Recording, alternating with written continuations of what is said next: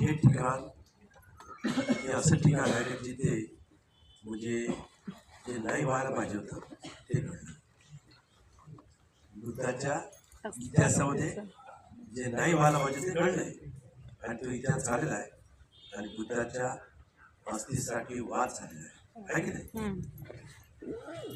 जेव्हा अग्नि संस्कार झाला आणि अस्थि विसर्जनाचा वेळ आला तेव्हा काही राजे गावाकडून आले. तुम्ही त्याचा बोर्ड पाहू शकता, 7 लोकांचे नाव आहेत आणि त्यांनी सांगितलं की ही अस्थि जी आहे त्या अस्थि आम्हाला पाहिजे, कारण तो अधिकार आमचा आहे. कारण त्यांनी आमच्या कुशीनगरमध्ये राहिले, कोणी म्हणतो ते आमच्या म्हणजे बुद्धगाला राहिले, कोणी म्हणतो ते आमच्या सारनाथला राहिले, उठाणाचा म्हणतो ते कपिलवस्तूचे होते, तिथे जास्त वर्षवास केले.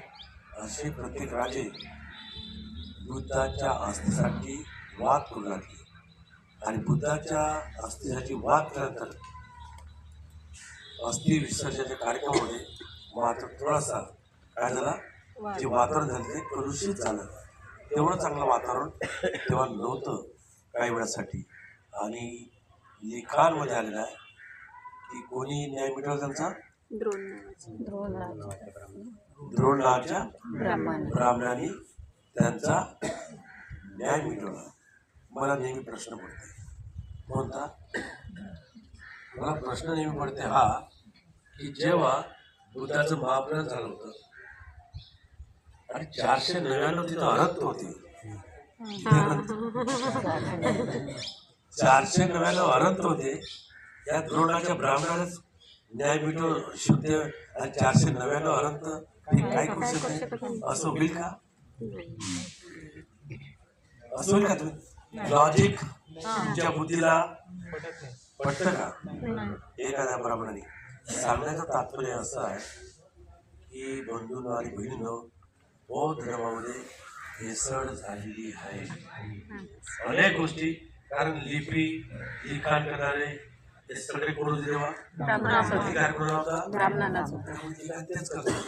ब्राह्मण कसे श्रेष्ठ आहे हे जागोजागी त्यांनी दाखवण्याचा प्रयत्न केलेला आहे. आता ब्राह्मण तरी महाकाश्यप होते, ब्राह्मण तर सारीपुत्र होते, ब्राह्मण तर महामंगल होते, असे अनेक ब्राह्मण होते. आणि द्रोणाच्या कोणीतरी ब्राह्मणांनी त्यांचा न्याय मिळवला असं होऊ शकत नाही. मला असं वाटतं तेव्हा ब्राह्मण हा शब्द बरोबर आहे, पण तो ब्राह्मण कोणी नसले महाकाश्यप असते. कारण त्यावेळेस भगवंताचे दोन सेनापती होते, 2 ज्येष्ठ शिष्य होते, तेव्हा तर ते निघून गेले होते. बुद्धाच्या आधीच त्यांचं निधन झालं होतं, महाप्रयाण झालं होतं, महामंगल आणि सारीपुत्राचं. महाकाश्यप मध्ये ही क्षमता होती. तेव्हाचा जो काही संघ होता बुद्धाच्या नंतरचा त्यांना सांभाळण्याचं, त्यांच्यामध्ये ते नेतृत्व करण्याची क्षमता होती आणि त्यांनी ते सिद्ध पण केली. पहिली धर्मसंहिता घेऊन आणि अनेक गोष्टी करून ती त्याच्यामध्ये क्षमता होती. ही क्षमता असताना दोन नावाचा ब्राह्मण कोण येतो आणि त्याचा न्याय मिटवतो असं होऊ शकत नाही. भेसळ झालेली आहे, हे माझं व्यक्तिगत मत आहे. तुम्ही तुमच्या बुद्धीला काय म्हणते ते बघा. मला वाटतं असं तर नक्कीच असं वाटतं कदाचित की ते महाकाश्यपनीच काम केलं असेल, कारण तिथे वाद करू लागले. आणि तेव्हा म्हणतात की तुम्ही का वाद करता.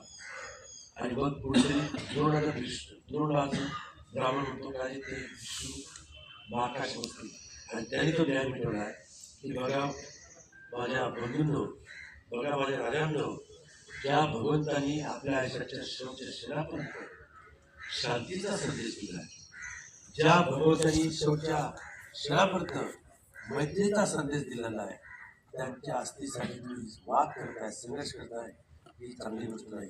त्याच्यामुळे ज्यांना ज्यांना भगवंताच्या अस्थि पाहिजे त्यांनी पुढे यावं.